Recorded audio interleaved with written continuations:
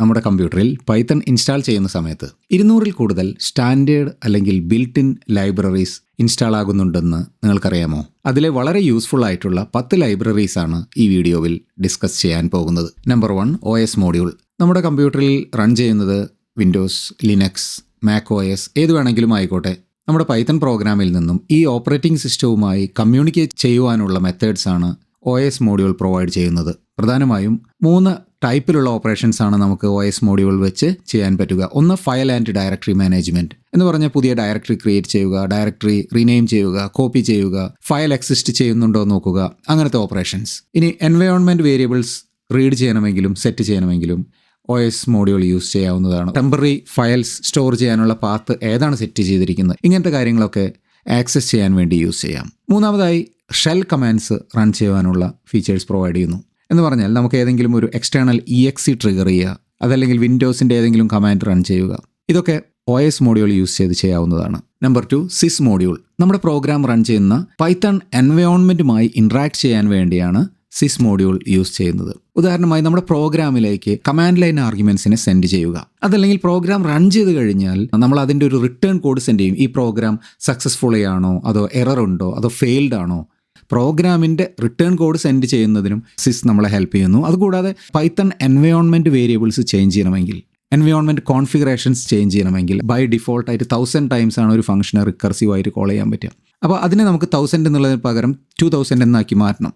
അപ്പോൾ അതിനുവേണ്ടി നമുക്ക് പൈത്തൺ കോൺഫിഗറേഷൻസ് ഡൈനാമിക്കലി ചേഞ്ച് ചെയ്യാനായിട്ട് പറ്റും. ഇനി നമ്മുടെ പ്രോഗ്രാമിൻ്റെ ഇൻ ഔട്ട് സ്ട്രീംസ് ചേഞ്ച് ചെയ്യണമെങ്കിൽ സിസ് യൂസ് ചെയ്യാം. എന്ന് പറഞ്ഞാൽ നമ്മുടെ പ്രോഗ്രാമിനകത്ത് പ്രിൻറ്റ് കമാൻഡ്സ് യൂസ് ചെയ്യുക. ഈ പ്രിൻറ്റ് കമാൻഡ് യൂസ് ചെയ്യുമ്പോൾ അതിൻ്റെ ഔട്ട്പുട്ട് എല്ലാം സ്ക്രീൻ കൺസോളിലേക്കാണ് പോകുന്നത്. അതിന് പകരം ഈ ഔട്ട്പുട്ട് എല്ലാം നമുക്ക് ഒരു ഫയലിലേക്ക് റൈറ്റ് ചെയ്യണം. അങ്ങനത്തെ ചേഞ്ചസ് വരുത്തണമെങ്കിൽ സിസ് മോഡ്യൂൾ യൂസ് ചെയ്യാം. Number 3, math module. നമ്മൾ പ്രോഗ്രാം ചെയ്യണമെന്നുണ്ടെങ്കിൽ മാത്തിൽ ഭയങ്കര എക്സ്പേർട്ട് ആവണം എന്നൊന്നുമില്ല. പക്ഷേ നമ്മൾ പ്രോഗ്രാം എഴുതുന്ന സമയത്ത് അല്ലെങ്കിൽ ഡാറ്റ അനാലിസിസ് ഓപ്പറേഷൻസ് ചെയ്യുന്ന സമയത്ത് ഒരുപാട് മാത്തമാറ്റിക്കൽ ഓപ്പറേഷൻസ് ചെയ്യേണ്ടി വരും. അതിനെ ഈസി ആക്കാൻ വേണ്ടിയുള്ള മെത്തേഡ്സ് ആണ് മാത്ത് മോഡ്യൂൾ പ്രൊവൈഡ് ചെയ്യുന്നത്. ബേസിക് ആയിട്ടുള്ള ആഡ്, സബ്ട്രാക്ഷൻ, മൾട്ടിപ്ലിക്കേഷൻ തുടങ്ങി പൈയുടെ value, trigonometric function, sine, cos, tan, logarithmic function, exponentiation, ഇങ്ങനത്തെ മാത്തമാറ്റിക്കൽ ഓപ്പറേഷൻസ് ഒക്കെ ചെയ്യാൻ വേണ്ടി ഉള്ള മെത്തേഡ്സ് ആണ് മാത്ത് മോഡ്യൂൾ പ്രൊവൈഡ് ചെയ്യുന്നത്. ഇതിലും കോമൺ ആയിട്ട് യൂസ് ചെയ്യുന്ന ഒരു സിനാരിയോ ആണ് നമ്മൾ ഏത് ആപ്ലിക്കേഷൻ ഡെവലപ്പ് ചെയ്യുമ്പോഴും നമ്പറിനെ റൗണ്ട് ചെയ്യാനും, അല്ലെങ്കിൽ അതിൻ്റെ ഫ്ലോർ വാല്യൂ കണ്ടുപിടിക്കാനും, അതല്ലെങ്കിൽ അതിൻ്റെ ഡെസിമലിൻ്റെ ലെഫ്റ്റ് സൈഡിലുള്ള വാല്യൂ മാത്രം എടുക്കാനെല്ലാമുള്ള ഫംഗ്ഷൻസിനെയും മാത്ത് മോഡ്യൂൾ പ്രൊവൈഡ് ചെയ്യുന്നുണ്ട്. ഇതുവരെ പറഞ്ഞതിൽ ഏറ്റവും കൂടുതൽ പവർഫുള്ളും യൂസ്ഫുള്ളുമായിട്ടുള്ള ഒരു പൈത്തൺ ലൈബ്രറിയാണ് നമ്പർ 4, റെഗുലർ എക്സ്പ്രഷൻസ് അല്ലെങ്കിൽ RE. Data science, machine learning പ്രോജക്റ്റുകളിലായിരിക്കാം പാറ്റേൺ മാച്ചിങ്ങിന് വേണ്ടി യൂസ് ചെയ്യുന്ന ഈ ലൈബ്രറി ഏറ്റവും കൂടുതൽ ഹെൽപ്ഫുൾ ആകാൻ പോകുന്നത്. നമുക്ക് കിട്ടിയ യൂസർ ഇൻപുട്ട് ഡാറ്റയിൽ നിന്നും ഫോൺ നമ്പർ, ഇമെയിൽ ഇതെല്ലാം വാലിഡ് ആണോ, കറക്റ്റായിട്ട് ഫോർമാറ്റ് ചെയ്തിട്ടുണ്ടോ എന്ന് ചെക്ക് ചെയ്യുക. അതുപോലെ നമുക്ക് കിട്ടിയ ഇൻവോയ്സ് അല്ലെങ്കിൽ ലോഗ് ഫയൽസ് അല്ലെങ്കിൽ റിപ്പോർട്ട്സ്, ഇതിനകത്ത് നിന്നും നമുക്ക് ആവശ്യമുള്ള ഡേറ്റിനെ കറക്റ്റ് ഫോർമാറ്റിൽ എക്സ്ട്രാക്ട് ചെയ്തെടുക്കുക.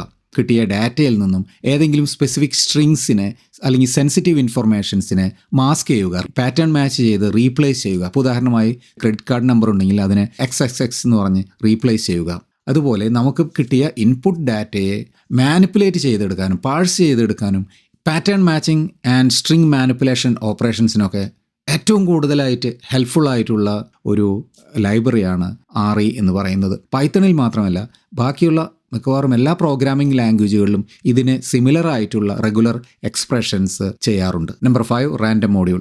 ഒരു സിമ്പിളായിട്ടുള്ള ഒരു റാൻഡം നമ്പർ ജനറേറ്റ് ചെയ്യാനുള്ള മെത്തേഡ് റാൻഡം മോഡ്യൂളിൻ്റെ ഭാഗമാണ്. അതിലും കൂടുതലായി നമുക്ക് ഒരു ലിസ്റ്റിൽ കുറേ നമ്പേഴ്സ് ഉണ്ട്, അതിൽ നിന്നൊരു റാൻഡം നമ്പർ അല്ലെങ്കിൽ ഒരു റാൻഡം നെയിം പിക്ക് ചെയ്യണം. അതല്ലെങ്കിൽ നമ്മുടെ ഒരു പ്ലേ ലിസ്റ്റ് ഉണ്ട്, ഈ പ്ലേ ലിസ്റ്റിലെ ഉള്ള ഐറ്റംസിനെ ഒരു റാൻഡം ഓർഡറിൽ ഷഫിൾ ചെയ്യണം. ഇങ്ങനത്തെ കാര്യങ്ങളൊക്കെ ചെയ്യാനുള്ള മെത്തേഡ്സ് റാൻഡം മോഡ്യൂൾ തരുന്നുണ്ട്.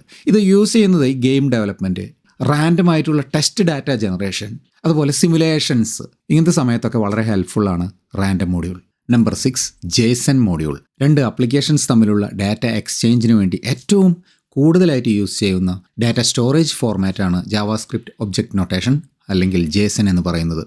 നമ്മുടെ പ്രോഗ്രാമിനകത്ത് APIയിലേക്ക് ഡാറ്റ സെൻഡ് ചെയ്യുന്നതും ഡാറ്റ തിരിച്ച് റിസീവ് ചെയ്യുന്നതുമെല്ലാം മിക്കവാറും JSON ഫോർമാറ്റിലായിരിക്കും. അപ്പോൾ ആ ഡാറ്റയെ നമുക്ക് ആവശ്യമുള്ള ഫോർമാറ്റിലേക്ക് മാറ്റിയെടുക്കണം. അല്ലെങ്കിൽ ഒരു ഫയലിൽ JSON ഡാറ്റ ഉണ്ടെങ്കിൽ അതിനെ നമുക്ക് റീഡ് ചെയ്ത് ആവശ്യമുള്ള പൈത്തൺ ഒബ്ജക്റ്റിലേക്ക് ഡിക്ഷണറി ആയിട്ടോ ലിസ്റ്റായിട്ടോ കൺവേർട്ട് ചെയ്യേണ്ടി വരും. ഒരു ജേസൺ ഡാറ്റ കിട്ടിക്കഴിഞ്ഞാൽ അതിൽ ആവശ്യമുള്ള ഏതെങ്കിലും ഒരു നോഡ് സെർച്ച് ചെയ്ത് അതിൽ നിന്ന് ഡാറ്റ റീഡ് ചെയ്തെടുക്കേണ്ടി വരും. അപ്പോൾ അങ്ങനെ ജേസൺ ഡാറ്റയെ മാനിപ്പുലേറ്റ് ചെയ്യാൻ വേണ്ടി കോമൺ ആയിട്ട് യൂസ് ചെയ്യുന്ന ഒരു പൈത്തൺ സ്റ്റാൻഡേർഡ് ലൈബ്രറിയാണ് JSON module. Number 7 CSV module. Large data സെറ്റുകളൊക്കെ മിക്കവാറും സമയങ്ങളിൽ റിസീവ് ചെയ്യുന്നത് കോമ സെപ്പറേറ്റഡ് വാല്യൂസ് അല്ലെങ്കിൽ CSV ഫയൽസ് ആയിട്ടായിരിക്കും.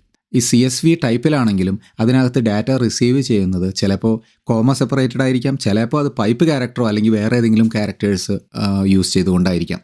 അപ്പോൾ ഇങ്ങനെ ലാർജ് ഡാറ്റ സെറ്റുകളെ പ്രോസസ്സ് ചെയ്യുന്ന സമയത്ത് നമ്മുടെ പ്രോഗ്രാമിലേക്ക് ആ ഫയൽസിനെ റീഡ് ചെയ്യണം, അല്ലെങ്കിൽ നമുക്ക് പുതിയ CSV ഫയൽസിനെ ക്രിയേറ്റ് ചെയ്യണം.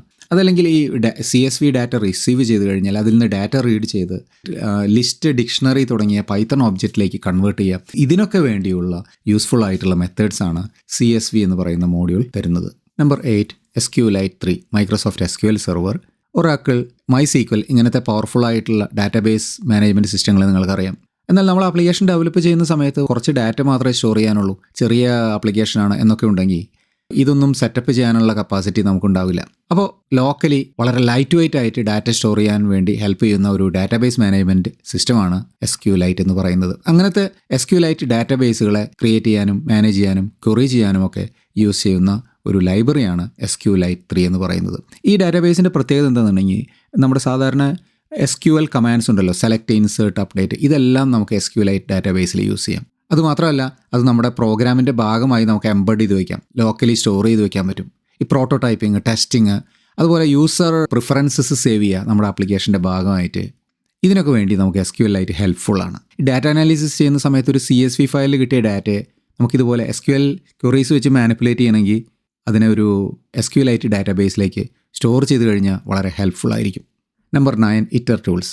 ഇറ്ററേറ്റ് ചെയ്യാൻ പറ്റുന്ന പൈത്തൺ ഡാറ്റ സ്ട്രക്ചേഴ്സ് ഏതൊക്കെയാണ്? ലിസ്റ്റ്, ഡിക്ഷണറി, ട്യൂപ്പിൾ, അങ്ങനെ പലതുമുണ്ട്. ഇങ്ങനെയുള്ള ലാർജ് ഡാറ്റ സെറ്റുകളെ വളരെ എഫിഷ്യൻ്റായി ഫാസ്റ്റായിട്ട് പ്രോസസ്സ് ചെയ്യാൻ വേണ്ടി ഹെൽപ്പ് ചെയ്യുന്ന ഒരു പൈത്തൺ ലൈബ്രറിയാണ് ഇറ്റർ ടൂൾസ്. ഇപ്പോൾ നമ്മുടെ പ്രോഗ്രാമിലേക്ക് ഡാറ്റ വരുന്നത് ചിലപ്പോൾ ഫയലിലായിരിക്കാം, അതല്ലെങ്കിൽ API വഴിയായിരിക്കും. എന്തു തന്നെയായാലും ഇത്രയും ഡാറ്റ നമ്മൾ മെമ്മറിയിലേക്ക് ലോഡ് ചെയ്താൽ ഒരുപാട് മെമ്മറി കൺസപ്ഷൻ ഉണ്ടാകുന്നതിൻ്റെ കൂടെ പ്രോഗ്രാമിൻ്റെ പെർഫോമൻസും ഡീഗ്രേഡ് ചെയ്യും.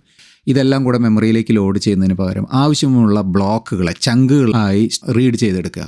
ഇതുകൂടാതെ ഡാറ്റയിൽ പല രീതിയിലുള്ള ഓപ്പറേഷൻസ് ഫാസ്റ്റായിട്ട് ചെയ്യാൻ പറ്റും. പെർമ്യൂട്ടേഷൻ, കോമ്പിനേഷൻ, അതല്ലെങ്കിൽ നമുക്ക് ആവശ്യമുള്ള ഡാറ്റയെ ഗ്രൂപ്പ് ചെയ്തെടുക്കുക, അതല്ലെങ്കിൽ ഈ ഡാറ്റയിൽ നിന്ന് ആവശ്യമുള്ള കോമ്പിനേഷൻസിനെ കണ്ടുപിടിക്കുക. ഇതെല്ലാം ചെയ്യാൻ വേണ്ടി ഇറ്റർ ടൂൾസ് ഹെൽപ്ഫുള്ളാണ്.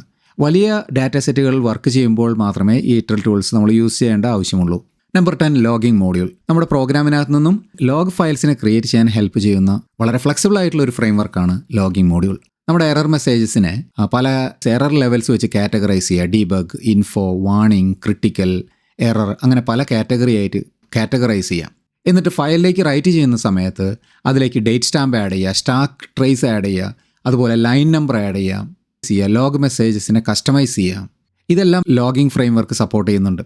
ഇതുകൂടാതെ നമ്മുടെ പ്രോഗ്രാമിനകത്ത് നിന്നും ഒന്നിൽ കൂടുതൽ ലോഗ് ഫയൽസിനെ ക്രിയേറ്റ് ചെയ്യണമെങ്കിൽ, അതല്ലെങ്കിൽ ലോഗ് ഫയൽ റൊട്ടേഷൻ ഉണ്ടല്ലോ, നമ്മളിപ്പോൾ ഒരു ലോഗ് ഫയലിൻ്റെ സൈസ് സർട്ടൻ ലിമിറ്റ് എത്തിക്കഴിഞ്ഞാൽ ആദ്യം മുതലേ ഓവർ റൈറ്റ് ചെയ്ത് തുടങ്ങാം. ഇങ്ങനത്തെ കുറേ യൂസ്ഫുൾ ആയിട്ടുള്ള ഫീച്ചേഴ്സ് പ്രൊവൈഡ് ചെയ്യുന്ന ഒരു ലൈബ്രറിയാണ് ലോഗിംഗ് മോഡ്യൂൾ. പൈത്തൺ സ്റ്റാൻഡേർഡ് ലൈബ്രറിയിൽ വളരെ യൂസ്ഫുൾ ആണെന്ന് തോന്നിയ 10 ലൈബ്രറീസാണ് ഞാൻ ഇന്ന് റിവ്യൂ ചെയ്തത്.